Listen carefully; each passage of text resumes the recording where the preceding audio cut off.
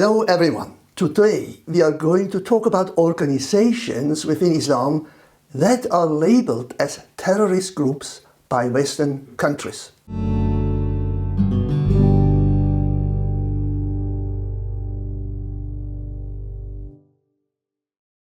For a long time, until this day, the Middle East has been in the news largely because of these three Islamic fundamentalist groups, namely the Hamas, the Fatah and Hezbollah.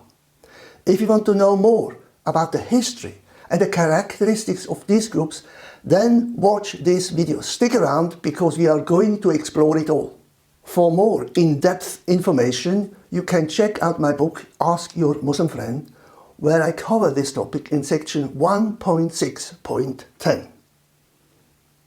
Most of the origins of the armed conflicts in the Middle East can be traced back to these three organizations, the Fatah, Hamas, Hezbollah.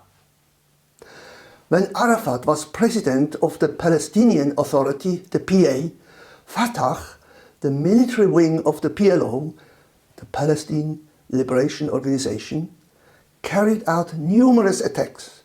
The PLO was Israel's official negotiating partner for peace and has publicly renounced terrorism. Yet the PLO still cares for and honors the family of suicide bombers and even names a large number of streets, schools and other facilities after them. It is thus at least indirectly involved in terrorist attacks against Israel, which makes peace negotiations a farce. This raises a big question, and I'm asking you to think about this. Why have the peace negotiations in the Middle East mostly been in place only temporarily and thus have failed to bring about long-term peace? What do you think are the answers? Please let me know. Next, let me talk now about some peace talks in the Middle East. The reconciliation in 2011 and the formation of a unity government in 2014 between the Fatah and the Hamas have made further peace talks with Israel impossible for many years. The Hamas, which means seal, is the militant Palestinian offshoot of the Muslim Brotherhood. Following the withdrawal of Israeli troops from the Gaza Strip in 2005 and the crackdown of the Fatah after the 2006 elections, Hamas formed the government in Gaza and terrorized Israel from there with rocket fire and kidnappings. The acronym for the group that they created in Arabic was HAMAS, which also meant zeal or intense enthusiasm, passion, or fervor for a cause. Although the name wouldn't officially be used until January 1988, when they published their charter outlining their reason for existing. They called for an armed resistance to establish a Palestinian state and the destruction of Israel. The Hamas group is opposed in any form of peace with Israel and is openly anti-Semitic in its founding charter and its propaganda campaigns. Let me outline some significant points of the charter. It denies Israel's right to exist. It has the Salafist roots and links to the Muslim Brotherhood, whose slogan is Allah is its goal, the Prophet is the model, the Quran its constitution, Jihad its path, and the death of the sake of Allah is the loftiest of its wishes. It is uniquely Palestinian, and they proclaim that the day of judgment would not come until the Muslims fight and kill the Jews. There is no negotiated settlement possible. Jihad is the only answer. And this group also declares the role of women in Islamic society to be that of makers of men. Women are homemakers and child rearers. It praises the PLO but condemns its secularism. It claims that Jews are responsible for drug trafficking, alcoholism, wars, moral corruption, and trying to eliminate Islam. It calls all Muslims worldwide to work for the liberation of Palestine. It depicts the Temple Mount in Jerusalem as the axis mundi, or world axis, symbolically representing the connection between heaven, earth, and the underworld. Next, in addition to what I mentioned already, let me highlight some significant points about the Fatah movement.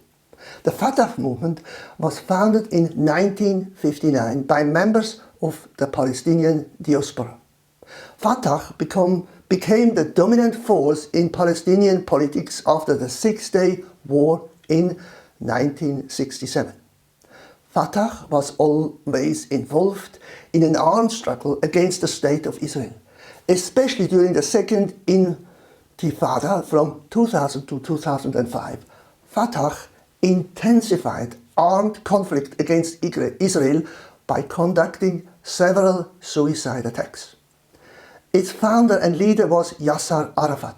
He died in 2004, and his successor was Farouk Kaddoumi.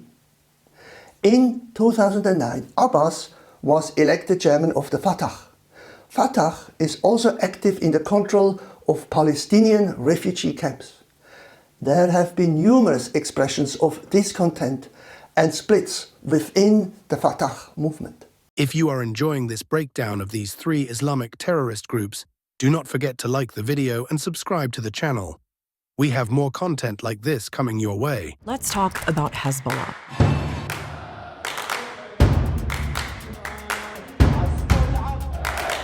It's the Lebanese group that's back in the headlines. There's been an intense exchange of rocket fire across the Israel-Lebanon border. Hezbollah fires across the border every day. Israel is targeting what it says are Hezbollah cells. Some countries classify Hezbollah as a terror group, but it's also deeply embedded in Lebanese politics and society. The Hezbollah, which means Party of Allah, is based in Lebanon and is financed by the Shiites of Iran. So this is a Shiite group. It must be said that this group also receives financial help from Sunni groups. Hezbollah spreads the propaganda in Europe through the Al-Manar television channel called The Lighthouse. In France, the station was banned in 2004 because of its anti-Semitic content. Hezbollah is classified as a terrorist organization by the US, Canada and Israel. In terms of size, structure and weaponry, it is almost an army that dominates southern Lebanon. As a political party, Hezbollah is represented in the Lebanese parliament. On the 7th of October 2023, Hamas and several other Palestinian militant groups launched a coordinated attack from Gaza into southern Israel. A total of 1,139 people were killed, namely Israeli civilians, 71 foreign nationals and 373 members of the security forces. Some 250 Israelis were taken hostage in the Gaza Strip to force Israel to exchange them for imprisoned Palestinians. 44 countries condemned the attack, describing it as terrorism. The day was labeled the bloodiest in Israel's history and the deadliest for Jews since the Holocaust. The Middle East will never be the same after this horrible attack. As a result, there has been an ongoing war which has occurred in the Middle East, involving many Islamic terrorist groups and many countries.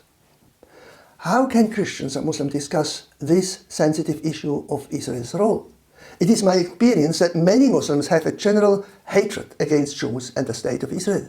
This hatred is passed from generation to generation within the Muslim community. There is considerable debate on the nature of anti-Semitism in Islam, many Muslim attitudes towards Jews, Islamic teachings on Judaism and the treatment of Jews in Islamic societies. But I also like to state that the topics of Israel, Judaism and the Holocaust do not have to be excluded when talking to Muslims. In my experience, if there is an open atmosphere for discussion, this can even be a good starting point, since they are usually interested in these topics. It is a chance to refute many entrenched prejudices. In addition, the history of Israel plays a prominent role in the Christian faith and contains many vivid examples of how God seeks a relationship with people and intervenes in their lives. Of course, it is important to remember that the aim is not to win an argument with a Muslim friend, but to have a positive and helpful conversation. In conclusion, I'd like to ask you the following questions. First, why do you think the peace talks in the Middle East never had any long-term good results? Second, would you say that these three groups are legitimate Islamic movements? Or would you personally distance yourself from these groups? Thirdly, do you have any suggestion how peace could be established in the Middle East? And fourthly, how is your view on the state of Israel? Number 5, what do you think about the Jewish people? If you found this video informative, please give it a thumbs up. And don't forget to subscribe to the channel for more content like this. If you have any questions or want to dive deeper into this topic, leave them in the comments and I will be happy to respond. You can also find more detailed information in my book, available for free download on our website. Thanks for watching. Until next time, take care and God bless you.